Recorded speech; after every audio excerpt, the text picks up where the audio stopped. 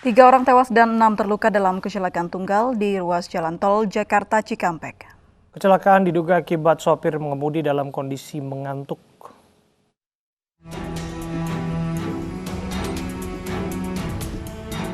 Kondisi minibus ini rusak parah setelah terbalik dan masuk parit di ruas jalan tol Jakarta Cikampek.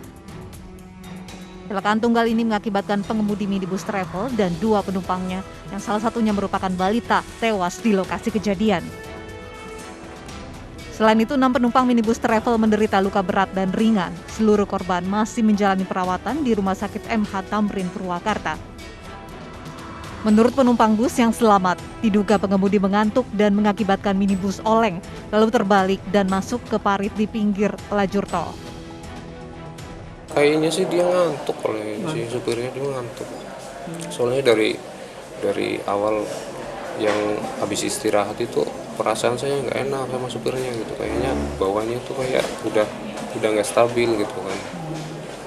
Nah saya pikir kan dia udah biasa, saya diem, saya tinggal tidur. Gitu. Kayak nggak tahu ini kejadian kayak gini. Bangkai minibus travel yang rusak parah ini diamankan ke kantor Jasa Marga depan gerbang tol Cikampek. Kasus kecelakaan maut ini ditangani petugas unit laka lantas Polres Karawang. Dari Purwakarta, Jawa Barat, Irwan, iNews melaporkan. Suasana haru mewarnai pemakaman Rangga, korban pembunuhan dan pemerkosaan yang ditemukan di Sungai Desa Alue, Gading kemarin malam. Keluarga berharap pelaku pembunuhan dan pemerkosaan mendapat hukuman seberat-beratnya.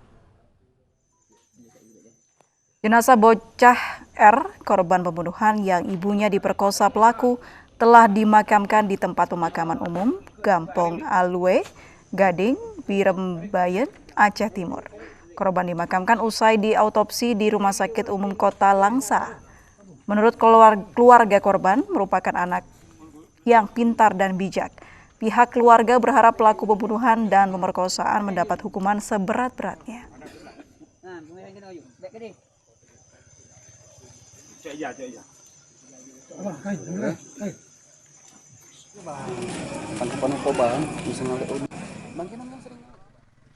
Sebelumnya tim gabungan menemukan jenazah R, korban pembunuhan seorang bocah yang berusia 9 tahun di sebuah sungai tak jauh dari rumah korban Minggu sore.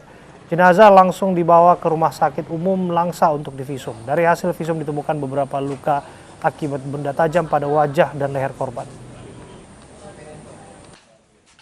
Yang disebabkan akibat benda tajam. Ada beberapa tubuh korban, di antaranya yang memperparah kondisi korban tadi pada daerah leher. Sementara itu S, pelaku pembunuhan bocah R sekaligus pemerkosa ibu dari R, diringkus polisi pada Minggu pagi di ladang sawit. Pelaku bersembunyi tidak jauh dari tempat tinggalnya.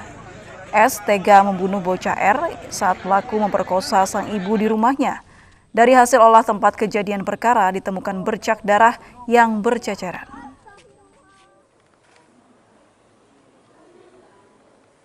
Dua pagi di alamat TKP bahwasanya terjadi suatu tindak pidana, yaitu pemerkosaan terhadap salah satu seorang wanita yang berinisial DN, umur 28 tahun, pekerjaan IRP.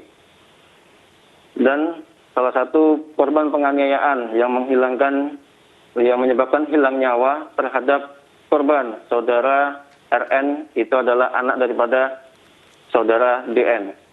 Jadi waktu ada percobaan perlawanan daripada si anak untuk melindungi ibunya, mungkin pelaku juga merasa kesal dengan anak tersebut sehingga pelaku langsung menebas goloknya ke arah si anak di bagian dada, bagian perut, dan bagian leher.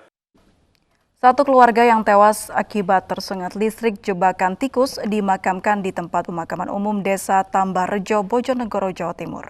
Kepergian satu keluarga menyisakan duka mendalam terutama bagi keluarga maupun para tetangga korban.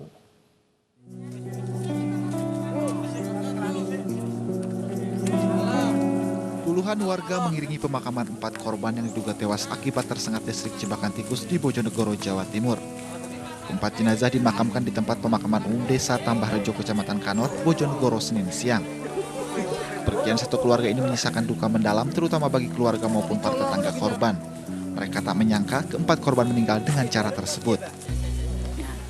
Diketahui meninggal itu jam berapa, Pak? Ya, sekitar setengah 6. Setengah 6 pagi? Ya, pagi. Kondisinya ada berapa orang, Pak? 4 orang. 4 orang. Empat korban ini merupakan satu keluarga. Mereka adalah pasangan suami istri Pano dan Riswati serta 2 anaknya Jayadi dan Arifin. Mereka diduga tersengat listrik jebakan tikus saat mengairi sawahnya. Dari Bojonegoro, Jawa Timur, Dedi Mahdi, iNews melaporkan.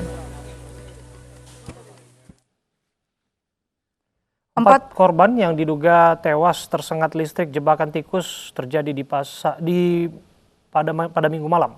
Korban yang merupakan satu keluarga ini tewas saat mengairi sawah di Desa Tambah Rejo, Bojonegoro, Jawa Timur.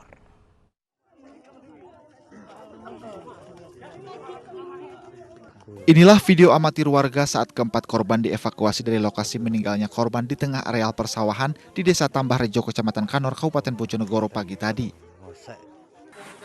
Menurut keterangan warga, 4 korban yang merupakan satu keluarga ini diduga tewas akibat tersengat aliran listrik jebakan tikus milik warga setempat saat mengaliri tanaman di sawah pada Minggu malam.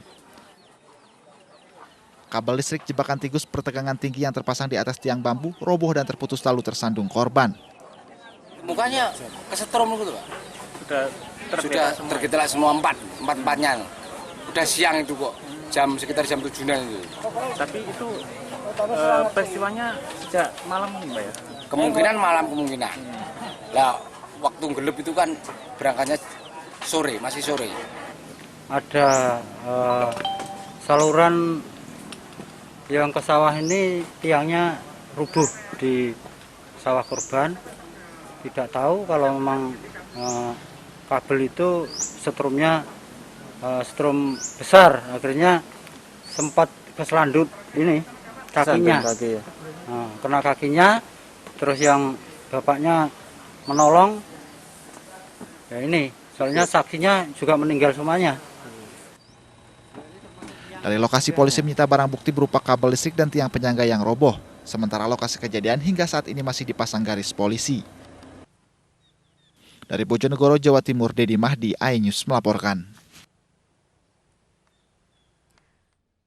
Kesal karena sering berkata kasar saat dinasehati, seorang mertua di Kolaka, Sulawesi Tenggara tega menganiaya menantunya hingga tewas. Korban tewas dengan sejumlah luka tusukan di tubuhnya.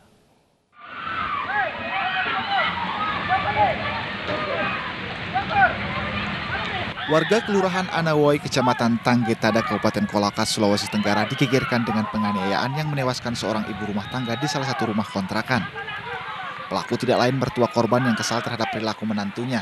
Pelaku nekat menganiaya korban karena berkata kasar saat dinasehati. Peristiwa bermula ketika pelaku mendatangi kontrakan korban untuk menasehatinya. Tersangka malu karena korban kerap bertengkar dengan suaminya didengar oleh tetangga. Tak terima dinasihati mertuanya, korban justru berkata kasar. Pelaku kemudian emosi dan menganiaya korban hingga korban meninggal dunia. Mana tersangka adalah mertua dari korban. Adapun kronologis kejadian dari hasil pemeriksaan terhadap tersangka, tersangka menuturkan bahwa dirinya kesal saat nasihati korban. Korban mengeluarkan kata-kata yang tidak menyenangkan sehingga menyulut kemarahan tersangka. Untuk mempertanggungjawabkan perbuatannya, pelaku dijerat pasal 338 KUHP dengan ancaman hukuman 15 tahun penjara. Sementara jenazah korban dievakuasi ke Puskesmas Tanggetada untuk dilakukan visum. Dari Sulawesi Tenggara, Asdar Lantoro, iNews melaporkan. Polda Metro Jaya menetapkan 135 orang ditetapkan tersangka kerusuhan demo Omnibus Law. Kami kembali untuk Anda saat lagi.